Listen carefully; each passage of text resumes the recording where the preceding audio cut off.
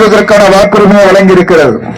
அந்த அரசியலமைப்பு சட்டம் தான் நாம் பேசுவதற்கும் எழுதுவதற்கும் சிந்திப்பதற்கும் உரிமை வழங்கி இருக்கிறது. அந்த அரசியலமைப்பு சட்டம் தான் நாம் எந்த மதத்தில் இருக்கலாம் என்ற உரிமையை வழங்கி இருக்கிறது.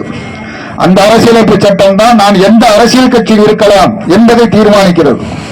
அப்படிப்பட்ட மகத்துவமிக்க அந்த அரசியலமைப்பு சட்டத்தை, அம்பேத்கர் அவர்களால் உருவாக்கப்பட்ட அந்த அரசியலமைப்பு சட்டத்தை இன்றைக்கு இருக்கக்கூடிய மோடி அரசாங்கம் சீர்குலைத்துக் கொண்டு இருக்கிறது. மதம் என்பது அவரது விருப்பத்தை சார்ந்தது. இந்தியாவில் இந்து மதம் இருக்கிறது, இஸ்லாம் மதம் இருக்கிறது, கிறிஸ்துவ மதம் இருக்கிறது, சீக்கிய மதம் இருக்கிறது, பௌத்த மதம் இருக்கிறது, பல்வேறு மதங்கள் இருக்கின்றன. 4600க்கும் மேற்பட்ட ஜாதிகள் இருக்கின்றன.